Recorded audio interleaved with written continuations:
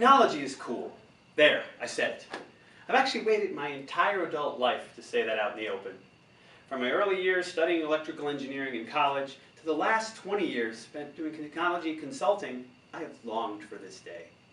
Now, as I bask in the glory of technology's newfound stature, I'd like to share with you my theories on how we got here and how technology's coolness is going to usher in a massive shift in the way we all think about, use, and view technology in our everyday lives.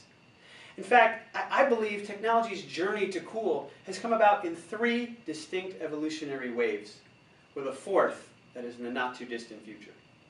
But let's go back in time. The birth of information technology was the advent of the mainframe computer in the 1950s. And to use a political analogy, technology then was a totalitarian state. We had a small group of nerdy engineers in the data center who operated, managed, and maintained the mainframe, and that was that. And that rule lasted for over 20 years, until the first seeds of democracy were sown in the first evolutionary wave, the PC revolution of the early 1980s. Now, I love the term PC, personal computer, because this wave for me was about technology blowing out the windows, blowing out the walls of the data center, and landing on the desks of employees throughout the company. And for many of us also, it landed on our desks at home. And for the first time, we had computing power right there in front of us at our fingertips.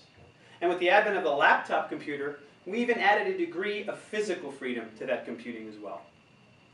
Now, from there, technology's march towards democracy continued in the second wave, the internet evolution.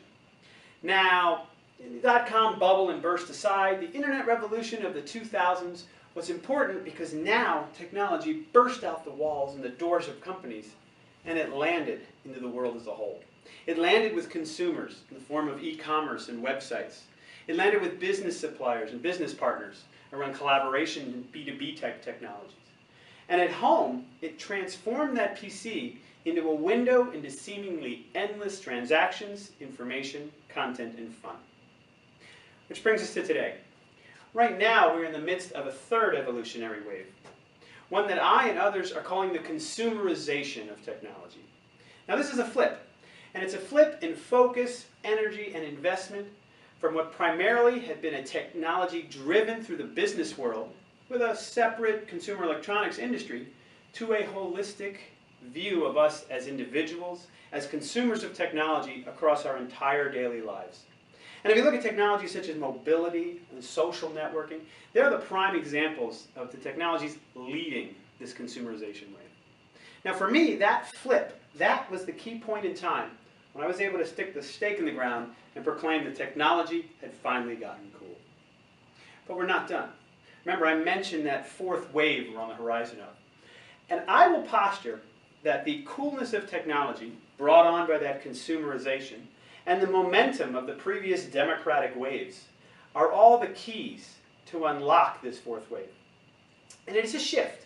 It's yet another shift in the primary users of technology not being us pesky human beings, but in inanimate objects and items and things becoming the new user communities.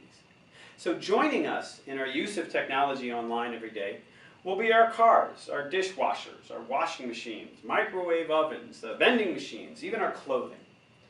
And what you can imagine, all the limitless possibilities, the ideas, the opportunities, and the business models that can come from making these billions and billions of objects players in our ecosystem by making them sensor-enabled, internet-aware, and data-capable.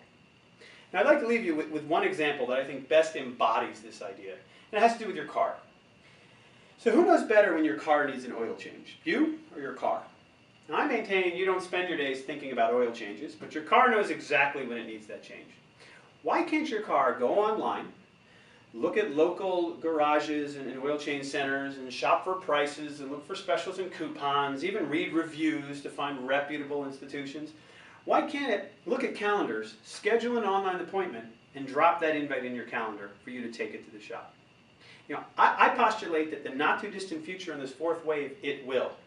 And that your car is going to join billions of other inanimate objects out there in the world that are going to participate in this technology ecosystem unfolding before us.